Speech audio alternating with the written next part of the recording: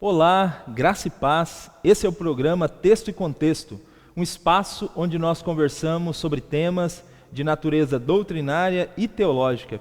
Eu sou o pastor Eleilton e é muito bom ter você por aqui.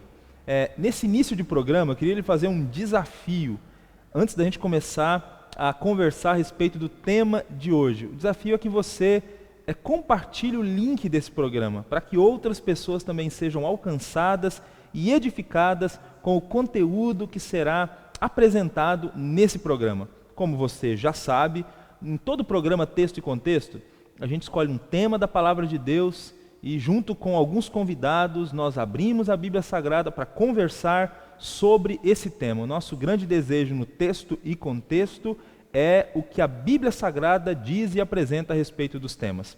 Para o programa de hoje nós temos a alegria de ter conosco dois pastores que já participaram também em outra oportunidade do Texto e Contexto e estão de volta aqui com a gente. Sejam muito bem-vindos, pastor Alain e pastor Willy.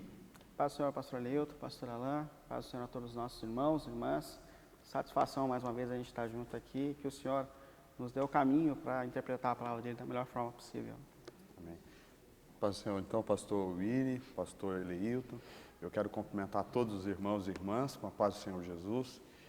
O assunto de hoje é bastante empolgante e o desejo que eu tenho aqui de estar colaborando com o conhecimento da palavra de Deus, né? Que a gente possa abrir a Bíblia aqui de fato e ver o que a palavra de Deus nos ensina sobre esse tema. Ok, nós estamos conversando nesse mês sobre o tema mortalidade da alma. Mortalidade da alma. Se você nos acompanhou no último programa nosso, que foi o primeiro a respeito desse tema, nós conversamos aqui a respeito da definição, o que é alma, a natureza da alma. Falamos aqui que a alma é a totalidade do ser.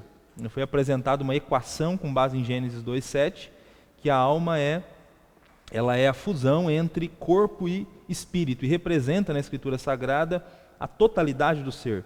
Nesse programa também falamos aqui a respeito das visões tricotômica e dicotômica, né, para a concepção do ser humano, e entendemos que essas duas visões não fazem jus àquilo que a Bíblia diz, e que uma visão holística, ou que enxerga o ser humano de maneira integral, seria aquela que melhor tem respaldo na palavra de Deus. Então, nós cremos no ser humano como ser total e defendemos a visão integral da pessoa humana. Essa visão ela está um pouco fora daquilo que a gente vê no senso comum, né? Onde o ser humano é apresentado realmente como tendo várias partes, inclusive tendo uma espécie de alma que vive desincorporada, né? Então, o programa de hoje, nós queremos conversar a respeito do que acontece de fato com uma pessoa depois que ela morre. Já que nós entendemos que a alma é a totalidade do ser, e depois que a pessoa morre? Então, a alma morre também, né? Ela vai para algum lugar, né? O que acontece com a pessoa? Então, o destino da alma é o tema do programa dessa oportunidade. E eu queria começar com definição. Queria que o pastor Willy ajudasse a gente a entender como nós podemos definir morte à luz da Escritura Sagrada. Bom, a gente, apesar de não gostar de falar a respeito da morte, a gente sabe que é uma realidade que alcança todos nós. Então é importante a gente ter essa definição. A gente sabe que a morte ela passou a fazer parte da nossa existência no Gênesis, né, capítulo 2, quando Deus fez um acordo com os nossos pais ali, Adão e Eva, dizendo que se eles não comessem de uma árvore que estava ali no jardim, logo eles teriam vida. Comer da árvore seria romper com o projeto de Deus, com a vontade de Deus para as suas vidas. E com isso pecariam, e a consequência para o pecado é a morte. Então a morte passa como uma consequência do pecado. Infelizmente, a gente herda essa natureza corrompida de Adão e Eva, então a gente nasce com uma natureza já corrompida, com tendência ao pecado, e nós também temos os nossos pecados pessoais. O apóstolo Paulo ele fala isso aos Romanos no capítulo 5. Né? Todos pecaram, e a partir de então todos nós também temos com Adão e Eva essa herança a respeito da morte, algo que a gente não tem domínio, que está sobre nós. Então o Salmo 89, versículo 48, ele fala a respeito desse domínio que nós não temos a respeito da morte. Ele fala, versículo 48, Que homem pode viver e não ver a morte? Ou livrar-se do poder da sepultura? Ou seja, nenhum de nós. É uma consequência que todos nós estamos debaixo dela e a gente não tem como fugir. Agora, o que é a morte segundo a Bíblia? Existem duas expressões que definem morte no contexto bíblico. No hebraico, mavet, e no grego dá um sentido de thanatos. Essas duas expressões, elas descrevem o fim da vida, o fim da existência. Agora, o que é a morte? A morte, ela é justamente a cisão que acontece entre o corpo que Deus formou da terra e o sopro de vida que veio, que é o espírito de vida, esse sopro que Deus deu. Então, quando acontece um rompimento entre o sopro de vida e esse corpo, aí a gente tem a morte. O livro do Eclesiastes, capítulo 12, versículo 7, ele define mais ou menos essa expressão, ou até precisamente. Ele fala que na morte o pó volta à terra, de onde veio. De fato, nós somos feitos do pó da terra, né? E o espírito volta a Deus que o deu. Ou seja, a vida pertence a Deus e quando nós morremos há essa cisão, o espírito volta então para Deus. Então, o que é a morte? Como a gente define a morte? A morte é essa cisão que existe entre o corpo formado por Deus do pó da terra e o espírito, que é o sopro de vida que dá vida ao corpo. Sem isso, ou é só o sopro de vida, ou é só o corpo ali, mas não há vida, não há alma, porque a alma é o resultado dessa união dos dois. Esse texto de Eclesiastes 12, 7, parece que, de alguma maneira, ele é o inverso, então, de Gênesis 2, 7, né? Uhum. Gênesis 2, 7, Deus forma o ser humano do pó da terra, sopra o fôlego de vida e ele se torna, né, uma alma vivente. E no Eclesiastes 12, 7, texto que foi trazido aqui à tona, né, para falar sobre a morte, fala do pó voltando à terra. Sim. E o fôlego de vida. Né? É o contrário, né? A Deus que o deu. Exatamente. Então nós temos o contrário. A ideia de cessar a vida, né? Bem claramente. Não é a única forma que as pessoas definem a morte. Né? Outra definição de morte é a ideia de separação, né? Mais comum. Sim. Foi discutido também no estudo anterior, aqui no encontro anterior, que alguns definem a morte como a separação da alma do corpo. Né? Tem um corpo, que é a parte de matéria, e a alma, que é essa parte vivente que vai para algum outro lugar e permanece vivo. Né? Tem essa questão da separação e tem a questão da cessação da vida. Bom, biblicamente é isso mesmo que o pastor Willy falou, é a ideia de cessar. Até porque tem o verbo que é traduzido por morrer, né? No Antigo Testamento, que é mut, se não me engano, ele acontece no Antigo Testamento cerca de 800 vezes. E todas as vezes que é citado a ideia de morrer, morrereis, é a ideia de cessar completamente a vida. E não essa ideia de uma separação. E tanto no Novo Testamento também, já é alguns outros verbos, né, mais de um, que dá a ideia que pode ser traduzido como morrer ou decorrentes disso, é sempre a ideia de cessação da vida, que acabou, morreu, acabou. Não tem essa ideia de uma separação, né? Não tem esse conceito. Interessante mesmo. Então, existe essa concepção de que a morte é uma separação e a ideia de que a morte é um cessar, é a cessação. Uma cisão. Que é a cisão. Nós acreditamos que a morte é a cessação. Né? Parece que isso faz mais jus àquilo que a Escritura Sagrada diz. Mas se é isso mesmo, o que acontece então com uma pessoa depois que ela morre? Se é a cessação da atividade, então o que acontece com a pessoa? O que acontece com a alma? Né? A alma morre? A alma vai para algum lugar? Uhum. Então, aqui, no que a gente já comentou até agora, a morte, nessa explicação, é o fim da vida. É a cessação, né? a parar de toda a atividade humana na Terra. Né? Nela, a pessoa volta ao pó, como está lá em Gênesis, já foi citado aqui. Né? E a Bíblia diz que essa ideia de ir ao pó é o que a Bíblia diz, que toda pessoa que morre vai para a sepultura. Né? Esse é o destino da vida humana, esse é o destino da alma humana, quando a gente considera que a alma é o ser por inteiro, né? ao ser consciente por inteiro. Então vai para a sepultura. Aí a Escritura, em vários momentos, fala esta ideia de que esse é o destino de todo ser humano, seja os bons ou os maus, vão para a sepultura. A gente poderia citar diversos textos. E a Bíblia também fala que eles vão ser um dia chamados da sepultura. Então, lá é o destino, quando a gente morre, ao morrer vai para a sepultura, e é desse endereço, desse lugar, que todos os seres humanos são convidados, são chamados por Deus por meio da ressurreição. E aí a Bíblia também fala da ressurreição tanto daqueles que vão ressuscitar para receber o galardão, como aqueles que vão ressuscitar para a condenação. Então, o destino e o retorno de todos. Aí o que eu gostaria de reafirmar aqui é que, nesse sentido, a gente vai na contramão do senso comum religioso que tem por aí, né? Que é essa ideia de que a alma é imortal, que a alma é esse ente, né? Que se desprende do corpo e sai por aí. Porque a Bíblia claramente diz que a alma é mortal, a alma morre. E eu poderia citar o texto, por exemplo, de Ezequiel, capítulo 18, versículo 4, versículo 20, que literalmente diz isso: a alma que pecar, essa morrerá. A alma que pecar, essa morrerá. Isso está claramente descrito na Bíblia. E é esse sentido que foi já discutido aqui no estudo anterior e até agora, né? Que nós não possuímos uma alma. Nós somos alma, né? Nós, num sentido total, nós somos alma. E quando a morte nos atinge, nesse sentido, a alma morre também. Todos morrem, né? Então, é essa a ideia. E também a gente poderia falar aqui sobre a grande esperança cristã. Né? Qual que é a grande esperança cristã?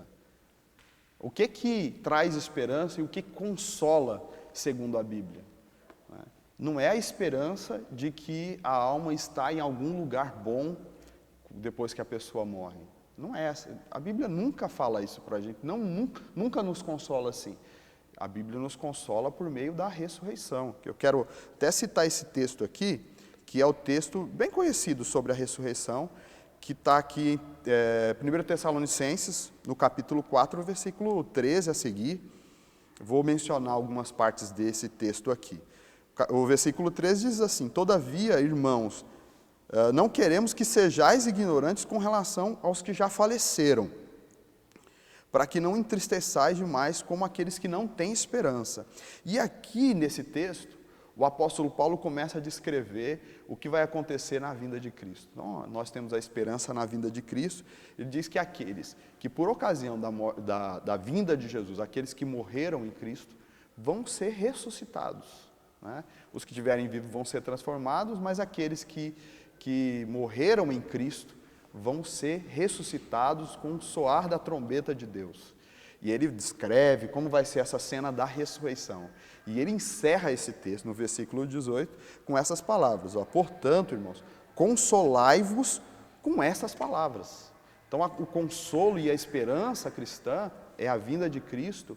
E o grande consolo para a morte é a ressurreição. Seria muito fácil aqui se Paulo poderia usar o que muitos crentes usam hoje, né? Consolando assim: meu irmão, né? Irmãos, não fiquem tristes pelos irmãos que faleceram, saibam que eles estão lá na glória, desfrutando do paraíso. Mas Paulo não fala isso. Ele não poderia ter dito, se essa é a verdade, não seria mais fácil ele consolar assim? A lógica seria essa, né? Não, ele diz, se fosse verdade, que eles estão na sepultura e que a esperança é o fato de que Cristo vai voltar e eles vão ser chamados e vão ser ressuscitados. Né? Esta é a grande mensagem aqui. Né? O Senhor Jesus também, ele diz lá em João capítulo 5, versículo 28 e 29, ele diz: está chegando a hora em que todos os que estiverem nos túmulos, onde as pessoas estão? No túmulo. Né? Eles ouvirão a voz e sairão. Os que fizerem o bem ressuscitarão para a vida, e os que fizerem o mal ressuscitarão para serem condenados. Esse é um tipo de texto que os irmãos imortalistas têm grande dificuldade aqui, né? Porque não faz nenhum sentido você enfatizar a ressurreição para uma pessoa que já está lá no paraíso com Deus. É trazer de novo ele para a luta, para a guerra, né? Então não faz muito sentido. Se a pessoa já está no paraíso, já recebeu o seu galardão, para que essa pessoa ser ressuscitada para receber o galardão? É um segundo galardão? Não faz muito sentido. Então, em resumo, é essa ideia de que quando a gente morre, é a cessação da vida, a gente vai para a sepultura. E é lá da sepultura que Deus, Jesus Cristo, na sua vinda, nos chamará para a vida. Aquela ideia, então, que muitas pessoas falam, a pessoa, fulano de tal morreu, ele foi para um lugar melhor do que a gente. Está no lugar melhor do que a gente. Sim. Então, é uma ideia equivocada, né? Equivocada. A pessoa, ela foi para a sepultura, né? Pastor Elito, mas vamos ser sinceros que ninguém acredita muito nisso, né? Porque senão as pessoas não ficariam tristes, né? Exatamente. A maneira de alívio para a alma, né? Essa resposta, né? No momento tão difícil da morte. Né?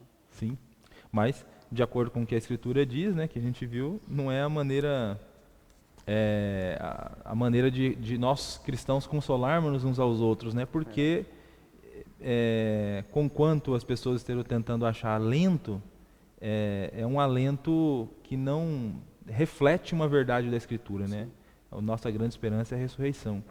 E até ligado com essa questão anterior, então, de acordo com a Escritura, a pessoa então ela vai para a sepultura. Nós não temos uma alma imortal. Ela está na sepultura.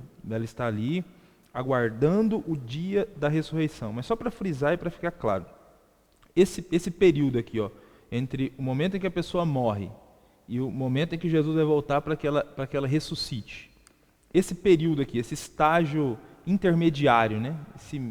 Esse meio tempo aqui em que ela está morta, tanto justo quanto injusto, esse estágio é um estágio de consciência. A pessoa ela tem algum tipo de consciência nesse período?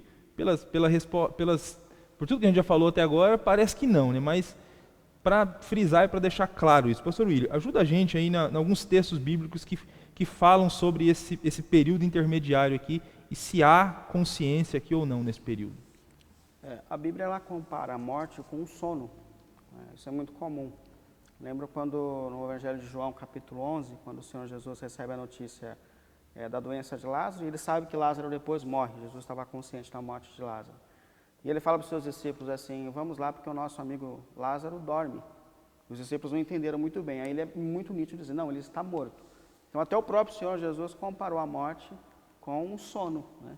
Só para a gente ter, são muitos os textos, na verdade, que fazem essa comparação de morte com o sono. 1 Coríntios, o apóstolo Paulo, só para a gente colocar pelo menos mais um texto aqui, 1 Coríntios 15, versículo 6, ele diz assim, a respeito dos que foram testemunhas da ressurreição do Senhor Jesus, né? Ele fala, depois disso apareceu a mais de 500 irmãos de uma só vez, a maioria dos quais ainda vive, embora algum deles já tenham adormecido. Ou seja, é comum dentro do contexto bíblico a morte ser comparada a um sono. Agora, se é comparada a um sono, a gente sabe que o sono é um momento de cessação da atividade, né? Onde a gente entra num estado onde a gente para com a nossa consciência.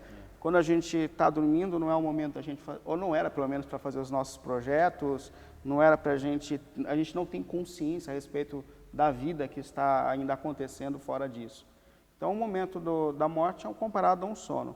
O profeta Isaías, no capítulo 38, ele fala que até as nossas práticas espirituais, elas cessam nesse momento da morte. Vou pegar aqui, Isaías 38, versículo 18. Isaías fala um pouco a respeito dessa questão. Ó. Pois a sepultura, onde estão eles, não pode louvar-te, a morte não pode cantar louvor, aqueles que descem a cova não podem esperar pela tua fidelidade. Ou seja, lá onde nós estamos não há atividade, nem as de louvor, nem de coisa alguma. É um momento realmente de cessação aqui. O Eclesiastes, no capítulo 9, versículo 5, e no 10 também ele fala, que quem morre não sabe de nada, né? Não tem consciência alguma na sepultura. Então, realmente, a morte é comparada a um momento de cessação, onde não há atividade, onde não há consciência. E como o pastor Alan já destacou, a nossa esperança está na ressurreição, né? E não nesse estado de alívio na morte, mas no período da ressurreição. O profeta Daniel ele tem palavras fortes aqui no capítulo 12, versículo 2, quando ele fala a respeito dessa esperança que a gente tem. Ó, Daniel 12, versículo 2. Multidões que dormem no pó da terra acordarão, uns para a vida eterna, outros para a vergonha eterna, para desprezo eterno. Ou seja, a multidão será despertada na volta de Cristo. É ali que a gente tem uma volta à existência, à consciência. Mas fora disso, a gente não tem como encontrar um texto dizendo que a pessoa nesse estado de morte, de sono, como a Bíblia coloca, ela está ativa, está consciente, se correspondendo, se comunicando. Isso não defende, não é defendido, não há respaldo bíblico nenhum para isso. Inclusive, o senhor também citou isso aqui, João 5, 28. Jesus fala as mesmas coisas, né? Onde ele fala que a esperança está na ressurreição, onde os mortos serão despertados. Então, eles estão nesse momento adormecidos, ou num sono, seja como for comparado.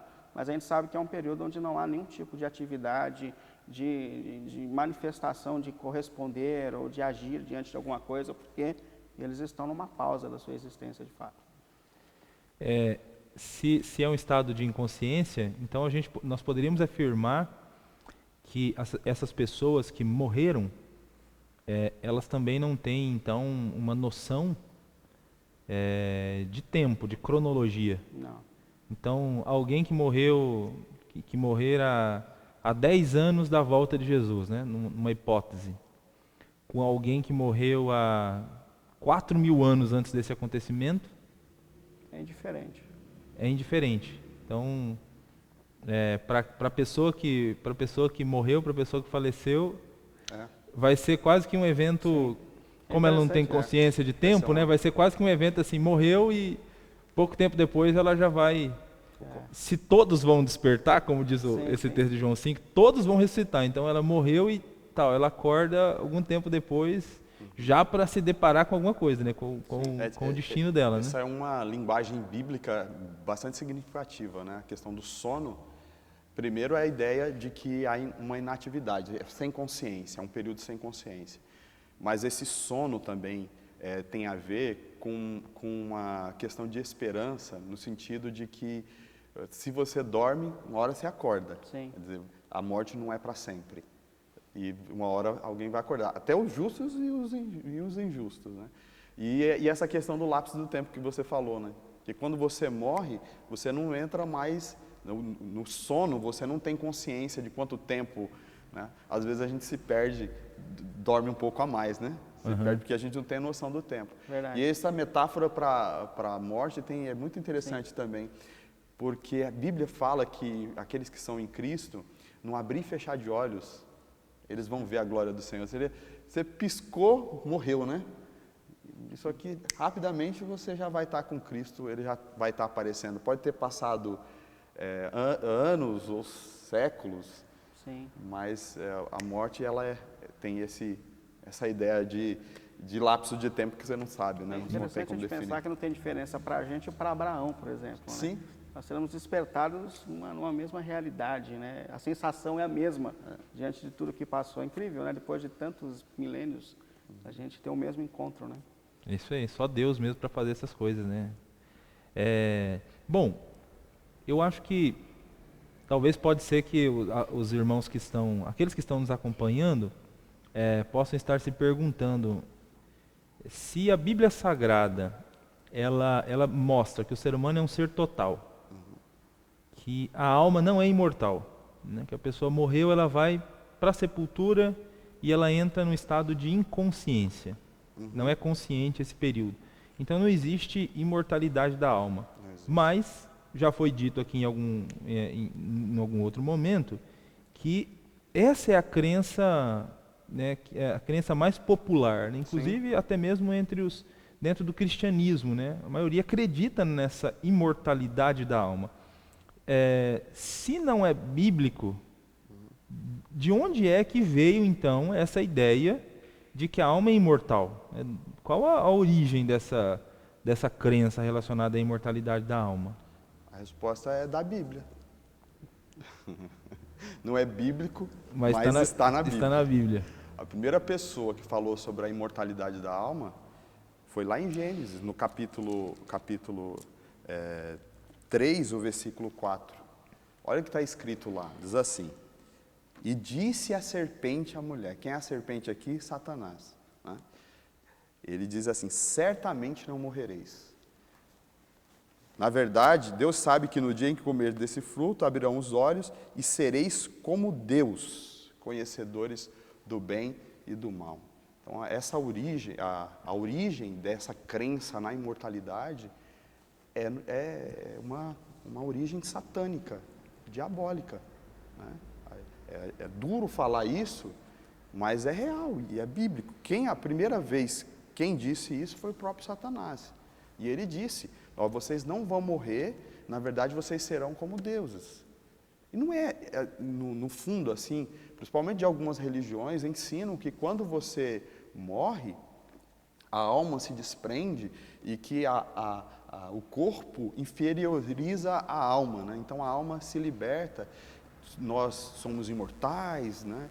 E interagimos com Deus e tudo. E é essa a doutrina, não morre e se torna como Deus. Então essa é a ideia. Mas assim, claro que essa crença, ela se repete em várias culturas pagãs. Você vê, e nos povos antigos existiam essas crenças. Porque isso também tem a ver com aquilo que o pastor Willy comentou aqui no início, né? O ser humano tem a tendência de negar a morte, né? Não é fácil. Então, essa necessidade de dar uma explicação de que a vida não é só isso aqui, né? Então, tem essa explicação. Então, você vai ver isso lá nos povos mesopotâmicos, em alguns deles, os egípcios, os babilônicos e vários povos que ensinam sobre isso, né? Mas assim, essa não é uma crença cristã, nem uma crença judaica de raiz, de origem, né? Aí a gente poderia dizer, de onde que vem essa influência ao cristianismo sobre a imortalidade da alma? A gente pode dizer que essa crença está muito atrelado ao pensamento grego, pensamento helenista, né? E a ideia por trás disso, então, é que isso não é um pensamento judaico-cristão, mas é um pensamento grego. E de onde que a gente vê isso? Os gregos antigos, filósofos, pensadores gregos, que ensinavam que a essência do ser humano é a alma, eles diziam isso. Eles diziam o seguinte também, que a alma é a prisão do corpo.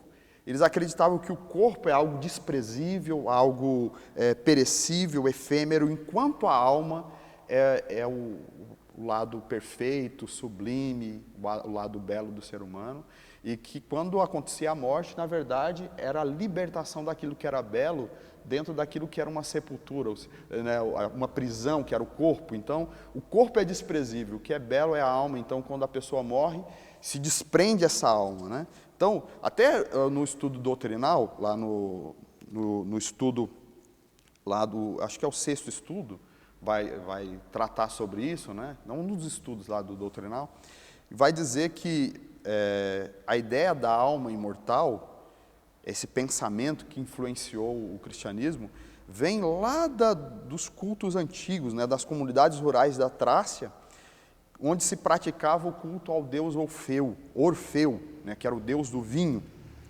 Os adeptos dessa crença, dessa religião, ensinavam exatamente isso, da ideia da transmigração da alma, a questão da imortalidade da alma. Esse pensamento, essa religião, é bem do período assim, que alguns filósofos gregos importantes estavam, né? Como Platão, Pitágoras. Esses filósofos foram influenciados por esse pensamento e, na sua filosofia, eles pensam a vida a partir dessas categorias. Platão, por exemplo, foi alguém que explicou em seus tratados o que era a alma, e ele define a alma como um ente espiritual, como um ente imortal, que transmigra, que sai, que se liberta do corpo, e Platão foi quem explicou isso, né? E assim, depois que ele explica isso, neoplatonismo, que são pensamento desenvolvido pelos discípulos de Platão, começam a explicar e aprofundar mais nessas questões.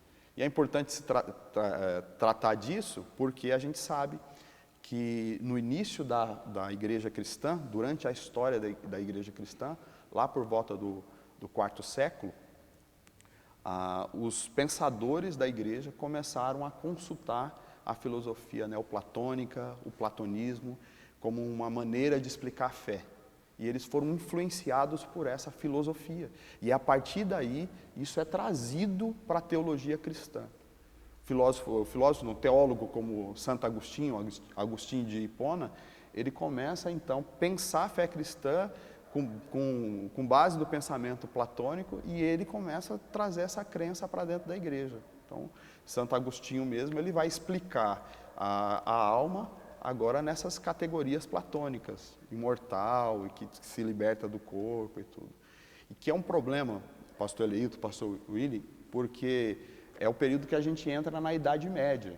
E a gente sabe o quanto a igreja se distanciou de Deus nesse período e quantas heresias entraram na igreja nesse período.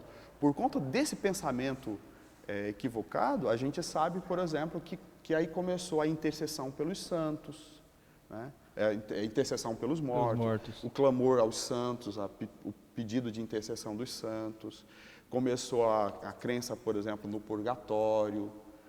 Enfatizou, a partir daí que tem isso, essa crença de céu, de que a alma vai para o céu, paraíso, ou que a pessoa vai para o inferno. É bem desse contexto, desse período que se tem, né? Então, por conta disso, se pensa a questão, para onde que a alma vai quando morre? Então, aí, na crença cristã católica dessa época, ou a alma vai para o paraíso, para estar com Deus, ou vai estar no inferno, né, condenado, nesse estágio intermediário, ou está no céu, no paraíso, ou está no inferno. Mas aí, pioraram, que aí trouxeram a crença do purgatório, que quer dizer que quem não é tão mal nem é tão bom pode ter uma oportunidade de pagar pelos seus pecados no purgatório. Lá no purgatório ele vai ser penalizado até que ele seja livre dos seus pecados e aí ele pode ir para o paraíso, né? É uma doutrina equivocada que vai puxando, Sim. Que vai puxando outras, né, de alguma maneira. O purgatório puxa indulgências, né? Por Sim. exemplo, que é uma questão que a reforma protestante vai tratar, vai dizer. Sim. Então, até eu vi um autor que diz o seguinte, que nesse período da Idade Média, você não podia ter dinheiro apenas, você não podia ganhar suficiente apenas para viver. Você tinha que ganhar um pouco mais para pagar a hipoteca espiritual pelos mortos. E desse contexto, por exemplo, que a reforma protestante nasce exatamente combatendo essa crença, que tem a ver com essa doutrina da imortalidade da alma. Uma pena que os reformadores eles bateram contra a indulgência e contra a doutrina do purgatório, mas não conseguiram superar essa doutrina da alma platônica. Né? Acho que é possível perceber essa influência da filosofia grega, né, esse pensamento, até mesmo até em alguns escritos judaicos. Né? Você pega os escritos judaicos do período interbíblico, como o livro dos Macabeus, por exemplo, você tem lá, naquela famosa história, quando o Antíoco Epífanes mata aqueles 7 filhos, né, daquela mulher, aí tem uma fala atribuída à mulher lá, de que, ok, você vai matar, mas ele vai estar diante do Senhor, né? Ele morre e vai estar diante do Senhor, né? Então, até mesmo nesse período a gente já percebia certa influência da filosofia grega. O mundo já era um mundo helênico nessa época, né? Até em escritos judaicos. Né? Mas e a doutrina da reencarnação? A doutrina da reencarnação, ela tem alguma ligação com esse conceito grego da imortalidade da alma também? Como o pastor Alain explicou, a gente viu que o pensamento grego que acaba dando uma essência para essa linha de filosofia, de pensamento a respeito da alma. Em essência, os gregos pensavam que o corpo, então, ele era um problema para o espírito, para a alma, para a evolução de um ser. Então, a maneira de você evoluir era justamente se desprendendo do corpo. Desprendendo do corpo, você poderia, então, alcançar esses novos estágios, né, da existência. E quando a gente vai para essa questão da reencarnação, a gente percebe que é muito parecido, que é uma doutrina espírita, né, que vem desse pensamento que a alma é uma parte pré-existente, sempre pré-existente, e que ela habita em lugares onde há estágios nesses ambientes espirituais, e o grande propósito é que você alcance os estágios maiores nesses ambientes espirituais. E como alcançar esses estágios maiores, esses lugares maiores? É reencarnando. Então a alma ela vem para o corpo e ela tem que cumprir uma missão enquanto estiver encarnada. Se ela não cumprir essa missão, ela vai para um lugar inferior, às vezes até para um lugar de sofrimento, e ela vai ter que encarnar, reencarnar e reencarnar, até que ela consiga cumprir essa missão e possa então ir para esse plano superior, para esse estágio maior. É interessante esse ciclo. E o que eu acho muito importante a gente destacar aqui é que muitas vezes confunde-se o cristianismo bíblico, o evangelho bíblico com o espiritismo. Eu tenho algumas pessoas próximas que fazem essa confusão. Eu acredito que os irmãos também têm pessoas assim. Já disseram para mim, não, mas nas reuniões que eu frequento no ambiente espírita, a gente fala de Jesus, a gente cita o Evangelho, a gente fala do Evangelho. Inclusive a gente está estudando, alguém me disse, estudando um princípio de Jesus, uma parábola de Jesus. Então já fazem meses, então assim, é a mesma coisa, é o mesmo ambiente. É perigoso, porque a gente lidar com isso, os irmãos também lidam com um parente, com um amigo, com alguém que a gente ama que está diante dessa mesma influência. E é muito importante a gente explicar que cristianismo bíblico não tem nada a ver com o espiritismo. São coisas completamente diferentes, eu tento dizer isso. Primeiro porque, de fato, os espíritas eles podem citar a Bíblia. Mas há uma diferença entre você citar a Bíblia e você ter a Bíblia como palavra de Deus para a tua vida, do Gênesis ao Apocalipse. O evangélico, o cristão que se dedica de fato a Cristo, ele não entende que você pode tirar trechos da Bíblia e aplicá-lo à sua existência. Isso não é coerente. A gente entende que a palavra de Deus é absoluta, inspirada por Deus, nossa regra de fé e prática, e é diante dela que a gente está debruçado tentando encontrar o caminho de viver para a glória de Deus. Isso é bem importante, né? Inclusive, a gente, adventista da promessa, a gente entende que é o único livro inspirado por Deus. Sim. Não há outro livro, não há... É óbvio que Deus pode usar outros autores para falar coisas importantes para a gente lê muitas coisas, mas todos são questionáveis. Exclusivo, inspirado por Deus, é a Bíblia Sagrada. E o cristão do Evangelho, ele está completamente submetido à Bíblia integralmente, não usando pedaços dela para justificar ou para aplicar uma parte da vida. Uma outra diferença muito grande que existe entre o Evangelho e o Espiritismo é a questão da salvação. Porque na ideia espírita, a salvação vem pelas obras. É esse conceito de que quando você passa por aqui, você tem que cumprir a sua obra, você tem que cumprir a sua missão. Se você não cumprir, você vai reencarnar, e você vai reencarnar. A gente entende que a salvação é pelas obras, mas pelas obras de Cristo. Cristo já cumpriu tudo por nós. Então é por meio da nossa fé nele que nós encontramos salvação. E inclusive a gente também se dedica às boas obras, mas não para alcançar a salvação, porque uma das linhas espíritas, ela tem uma frase, né, que é o slogan, sem caridade não há salvação. A gente também entende que a gente tem que fazer o bem, mas não para alcançar a salvação, mas pelo amor que nos alcançou. Isso é bem importante, é diferente. Sim. Como uma resposta à graça que nos alcançou, ao bem que nos alcançou, a gente quer fazer o bem também. Então é diferente, mas a nossa justificação vem pelo Cristo, pela obra de Cristo. E a gente também tem que fazer a diferença porque a Bíblia condena completamente essa... Por isso que eu digo até que o Espiritismo não pode ser considerado bíblico, essa doutrina de reencarnação, porque Deus condena veementemente essa prática de buscas.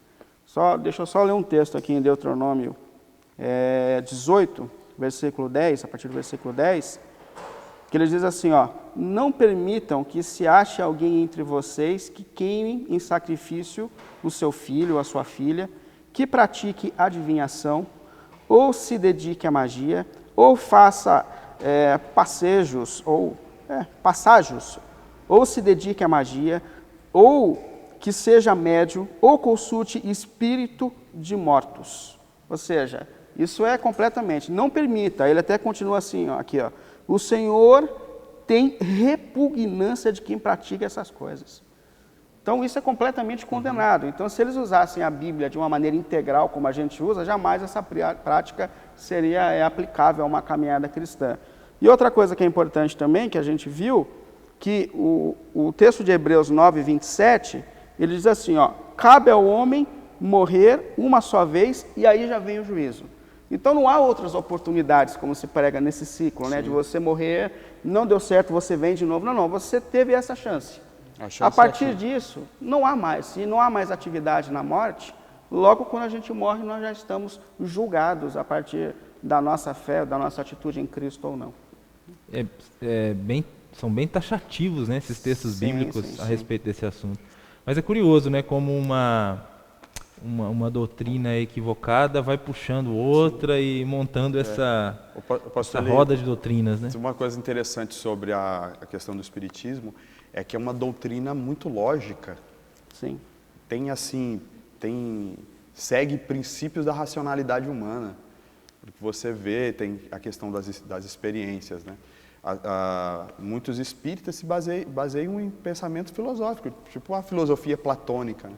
E aí tem uma lógica, por exemplo, de que é uma explicação lógica para o sofrimento de agora, né? Você está sofrendo, por que você está sofrendo? Tem que ter alguma explicação, né? Como não se baseia no princípio, na cosmovisão bíblica, né, do pecado e tudo mais, a explicação é o que você cometeu de errado na vida anterior, e aí vai ter uma explicação sobre isso. O espiritismo tem uma lógica, por exemplo, quando uma pessoa entristecida vai numa sessão espírita e lá ele ouve alguém falando, né, um parente que morreu, contando histórias íntimas só daquela pessoa, contando segredos que só aquela pessoa sabe, né? Então, isso apetece assim aquele coração enlutado e dá sentido, né? A gente tem visto agora, até na internet mesmo, vários casos assim, né, de pessoas que são médiums que traz esse consolo para a pessoa, trazendo uma mensagem do além. Então, isso tem lógica, faz sentido para a racionalidade humana, embora não seja bíblica, né? E, assim, biblicamente, é um problema sério isso, porque por que o pastor Willi leu aquele texto aqui, que fala que Deus acha isso abominável, que Deus não concorda que se faça isso? Por quê? Se quando uma pessoa morre, cessa toda a sua função, né, e numa sessão espírita há uma manifestação de uma entidade, de um ser, a pergunta que a gente faz, será que é a alma do parente, do amigo que morreu, ou não? Biblicamente não é, então quem é? Então é duro a gente dizer isso, a gente falar isso, né? Mas a Bíblia vai mostrar que são demônios, são espíritos malignos, que usa daquela ocasião para enganar a pessoa, espíritos enganadores, são espíritos, mas não espíritos de seres humanos, espíritos encarnados de seres humanos, são espíritos malignos, anjos caídos. Então, numa sessão espírita, aí desculpa a gente falar, se você é espírita, você que está ouvindo a gente aqui, mas a gente olha para a palavra e não temos como explicar de outra forma, que é uma maneira que Satanás usa para enganar as pessoas. E a pessoa lá enlutada sente respondida, sente consolada por isso. Só que não é a verdade, não é o correto, né? Então... Ok. Alguns textos bíblicos, então, aqui foram explicados, né, de maneira alinhada aí com o testemunho global da Escritura Sagrada, né, dentro do seu contexto. Isso é muito interessante. Nós vamos fazer, você que nos assiste, né, e que está acompanhando o programa Texto e Contexto, esse tema da mortalidade da alma, o 4º programa dessa série, nós estamos programando, né, um programa específico para a gente abordar textos de difícil interpretação, né, os textos mais comuns que são usados para dar base para essa doutrina que a gente entende ser uma doutrina equivocada. Então nós vamos fazer aqui um programa só de interpretação desses textos mais polêmicos. Mas nós falamos, inclusive no programa passado, que existem 3 regras básicas para interpretar um texto, né? Que é contexto, contexto e contexto. Né? A regra mais importante é o contexto. Então, só para dar esse gosto e para a gente continuar nesse exercício, né, de interpretação de textos, tem 2 textos bíblicos, que é 1 Reis 17, 21 e 22, e Gênesis 35, 18, que aparentemente ensinam que almas podem sair e depois voltar para o corpo. Então, como é que a gente explica esses 2 textos? Pastor Alain, ajuda a gente vamos lá. nessa explicação. Vamos ler os textos então, né? Aqui o de 1 Reis 17, os versículos 21 e 22, tem uma parte que diz assim: clamou ao Senhor e disse: ó Senhor meu Deus, rogo-te que faça que a alma deste menino torne a entrar nele. O Senhor atendeu à voz de Elias, e a alma do menino tornou a entrar nele e reviveu. Aqui parece estranho aqui, com base no que a gente está tratando, que fala para a alma voltar para o menino, né? Puxa, é difícil. Outro texto que você citou, e é muito parecido, a história ali da morte de Raquel, né? É Gênesis 35, 18. Esse versículo diz assim: e ao sair-lhe a alma, porque morreu, é a frase aqui que a gente destaca, né? Saiu-lhe a alma, porque morreu. Como que a gente explica esses textos? A explicação é muito simples. Aí a gente tem que voltar ao que a gente teve no programa anterior, né? E a explicação sobre isso é que não tem a palavra alma na Bíblia não tem um único sentido, não tem um único significado, né? Essa palavra tem outros sentidos. Embora a maioria das vezes a palavra alma que aparece na Bíblia tem um sentido de ser integral, né? Um sentido holístico, um sentido do ser humano, de uma pessoa vivente, em alguns trechos da Bíblia, a palavra alma tem tão somente o significado de vida, né? Como nós falamos em outros textos, que a palavra alma é falado como uma pessoa, né? A própria pessoa, né? Tantas almas se renderam a Cristo. Mas também tem um sentido de vida, a palavra vida. E aí a gente poderia entender esses textos dessa forma, que ele orou para que a vida voltasse, é nesse sentido. E aí, acho que é acertado a tradução na NVI desse texto. O texto aqui de Reis, por exemplo, aparece assim: meu Deus, faze voltar a vida a esse menino. E a vida voltou ao menino. Então é essa a ideia. Já muda completamente a concepção, né? Quando fala faz a alma voltar, por conta da concepção popular, a pessoa já fica na mente imaginando um espírito desincorporado, vagando, e que aí volta, né? Os únicos textos assim que parecem sugerir esse retorno da alma, né? No sentido popular, né? Mas claramente não é essa a ideia aqui, é orar para o retorno da vida. O texto de Gênesis é a mesma coisa, que diz: estava pronto de sair-lhes a vida, né? A casa de Raquel, ela estava quase morrendo, estava saindo a vida dela, né? Parando a respiração. Então, além desse texto, tem alguns outros textos que parecem sugerir essa ideia de uma alma que, né? Porém, evidente, se você olhar o contexto, seguindo as 3 regras que você falou, né? Como que é? Contexto e contexto. Se você seguir essas 3 regras, você logo vai perceber que não é num sentido de uma alma, um ser espiritual que se desprende do corpo. Não tem esse conceito, como foi dito, não é um conceito judaico-cristão, né? Não é um conceito bíblico, essa ideia. Muito bom, muito legal. Então, fica aí a dica para você. Vai interpretar um texto? Então, de novo, a gente sempre lembra aqui, né? Observe o contexto. Então, de repente, uma mesma palavra, como a palavra alma, né, num determinado contexto ela aparece com um significado, em outro tem outro significado, né? Tratando da concepção do ser humano, a alma é o ser total, como a gente tem explicado, mas ela vai aparecer também de outras maneiras, né, na Escritura Sagrada. Bom, Pastor Willy, diante desses conceitos todos que nós trouxemos hoje a respeito da morte, essa nossa visão a respeito da morte, a respeito da alma, né, que a alma morre, vai para a sepultura, está no estado de inconsciência, né?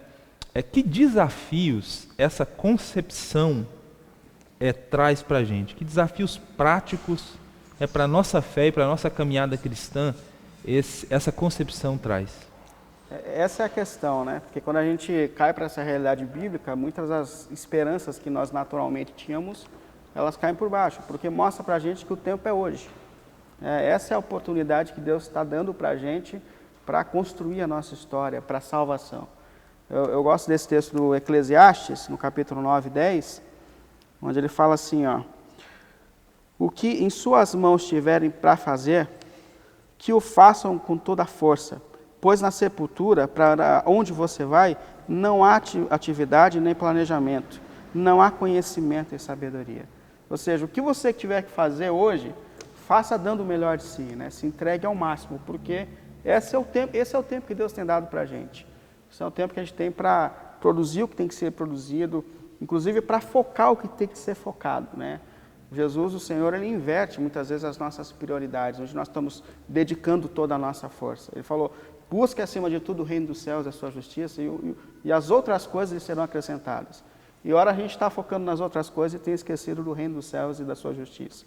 E quando a gente olha para o texto bíblico, a gente percebe que esse é o tempo que Deus tem dado para que a gente construa a nossa vida debaixo da cruz e dentro dos projetos que Deus tem para a gente. Isso é bem importante, porque Ele tira muitas das ilusões que a gente tem. Jesus, o Senhor, no Evangelho de João, no capítulo 5, Ele fala algo muito parecido. Vou pegar aqui João 5, 28 e 29. Ele fala assim, ó, não fiquem admirados com isso, pois está chegando a hora em que todos os que estiverem nos túmulos ouvirão a sua voz e sairão. Os que fizerem o bem ressuscitarão para a vida, e os que fizeram o mal ressuscitarão para serem condenados. Mas a questão é que ainda há tempo, né? Eu acho que essa é a boa notícia que a gente pode dar, inclusive para os nossos irmãos, para quem está com a gente hoje. Ainda há tempo, né? Se você ainda não alinhou a sua vida de acordo com os propósitos de Deus, debaixo da cruz de Cristo, esse é o tempo. Faça isso com todas as suas forças. Se a gente ainda tem pessoas que a gente ama, que ainda não alinharam a sua vida a Cristo, esse é um tempo de intercessão, de pregação do Evangelho. Ainda há tempo. Faça isso com todas as suas forças, a Bíblia diz. Porque depois disso já vem o juízo de Deus. Essa é a oportunidade que Deus tem dado ainda por sua graça para mudança, salvação, rendição. Graças a Deus por isso. Né? Muito bom, graças a Deus. Obrigado pela participação de vocês, né, por esses comentários enriquecedores que vocês trouxeram a respeito do tema. Nós estamos caminhando para o final, né, desse programa Texto e Contexto. Espero que para você que nos acompanhou até aqui tenha sido um período de edificação, né, todas essas falas. Conversamos um pouco mais a respeito da doutrina da mortalidade da alma.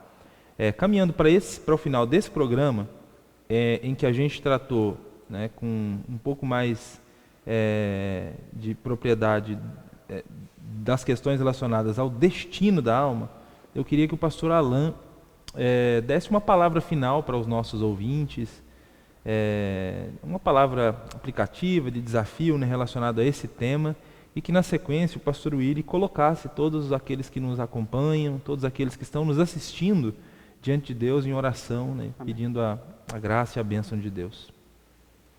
Nós falamos aqui nesse estudo que a questão da morte e a definição sobre essa questão é diferente do pensamento da maioria, que em grande parte se baseia aí no pensamento grego, helenista, né? E que nós dissemos que essa ideia de uma alma imortal, uma alma que se desprende ao corpo e que permanece vivo depois da morte, não é algo do pensamento judaico-cristão, né? Nós dissemos isso. Tem um autor chamado Oscar Cullmann, ele fala sobre a morte, e ele diz assim que uma maneira de você perceber essa diferença é você olhar como foi a morte de Sócrates, que é o mestre, né, da filosofia, no caso, o mestre de Platão, e a morte de Jesus Cristo. Ele faz uma comparação entre essas duas pessoas, como eles encararam a morte. No caso de Sócrates, diz a história que quando ele foi morrer, como ele acreditava que a alma era um desprendimento do corpo, né, estava se libertando, Então ele fez da morte dele um acontecimento. Ele reuniu os discípulos e ele diz agora algo extraordinário vai acontecer, e ele conta, e no seu último discurso ele diz: a morte é minha amiga. A verdadeira amiga do ser humano é a morte, porque aí explica e fez daquele ato uma festa, né? Aí o Oscar Cullmann vai dizer que com Jesus foi diferente. Quando ele aproximou da morte, ele se entristeceu profundamente, e ele até orou ao Pai, dizendo: Pai, se for possível, passa de mim esse cálice. E ele mostrou, e a Bíblia comprova isso, que Jesus encarou a morte como uma inimiga, a maior inimiga dos seres humanos. Não foi algo que Deus planejou para mim, não foi algo que Deus planejou para você que está nos assistindo, né? E Jesus demonstrou isso quando morreu, né? Quando estava morrendo, de que aquilo não era algo bom, que aquilo não era o plano original do Pai para a humanidade, né? Mas assim, aí a gente vê essa diferença. De fato, a morte não é nossa amiga, é a nossa inimiga. O apóstolo Paulo fala sobre isso lá em 1 Coríntios capítulo 15, ele encerra esse capítulo dizendo que a morte é nossa inimiga, né? Mas o que muda, qual é a diferença de nós encararmos tudo isso é assim: o nosso Senhor Jesus, mesmo relutante e mesmo com dificuldade, ele enfrentou o cálice da morte, e ele enfrentou a morte, morreu a nossa morte para que nós pudéssemos ter vida. Jesus morreu, foi sepultado, mas ao terceiro dia ele ressuscitou. E através da ressurreição de Cristo, ele nos deu a bênção de também termos esta grande esperança que é a ressurreição. Amém. No 1 Coríntios capítulo 15 diz que por causa da morte dele, ele destruiu todos os aguilhões da morte. E aí diz: onde está a morte, a sua vitória? Onde está, né, morte, o seu aguilhão? Por Jesus derrotou a morte, né, através da cruz de Cristo. E aí nos remete também à sua volta. Nós vemos a morte da morte, né? E aí por isso nós temos a esperança. A nossa grande esperança está em Jesus. A grande solução para a morte está na esperança da ressurreição. E um dia nós ressuscitaremos. Se nós morrermos antes da volta de Cristo, a gente pode ter essa certeza, ter essa firmeza de que nós vamos ser ressuscitados por Ele. E assim como Ele ressuscitou, nós também ressuscitaremos. Então é uma palavra que eu quero trazer aqui de esperança, de que nós podemos nos consolar com esta mensagem. Nós não precisamos ficar como aqueles que não têm esperança, né? E que a nossa esperança não se resume apenas a essa vida. Nós cremos em um Cristo que é vivo porque morreu e ressuscitou, e nos garante a vida eterna por meio dele. Então que a gente possa se consolar assim, se fortalecer nessa palavra no nome do Senhor Jesus. Amém. Vamos orar. Pai, a gente te dá graças por tudo quanto o Senhor nos trouxe até aqui. Te dá graças por sua palavra sendo estudada, compreendida. Pedimos que em Cristo, Pai, ela venha trazer libertação a muitas consciências e corações. Que as verdades do Evangelho eterno, Senhor, venham chegar de uma maneira eficaz a todas as pessoas que de alguma maneira tiverem contato com isso que é produzido, Senhor. E que assim exista salvação, Senhor, nesse tempo que o Senhor nos dá. Não em filosofias que não são suas, mas percebendo que esse é um tempo que o Senhor, pela sua graça, dá a toda a humanidade, de se arrependerem, de voltarem para o Senhor e de não estarem presos à limitação da morte, mas que em Cristo, assim como o Senhor um dia voltou à vida, que todos nele que hoje estão, um dia também voltarão à vida para viver a eternidade contigo. Assim nós oramos, Pai, pelo nome de Jesus. Amém. Amém. Amém. Obrigado, pastor Willy. Amém. Obrigado, pastor Alain, Amém. por esse tempo, né, juntos aqui mais uma vez, Amém. Conversando sobre esse tema no texto e contexto. Obrigado você que nos acompanhou até aqui. Que Deus possa continuar lhe abençoando, lhe guardando, permitindo que você continue crescendo na graça e no conhecimento dele. No próximo programa Texto e Contexto, nós vamos continuar falando a respeito desse tema, a mortalidade da alma, e vamos tratar especificamente a respeito do inferno. Vamos conversar aqui sobre a doutrina do inferno e também a doutrina do aniquilacionismo. Então, não perca o próximo programa a gente espera para podermos continuar essa nossa conversa à luz da Bíblia sobre a mortalidade. Até lá, fiquem na paz do Senhor.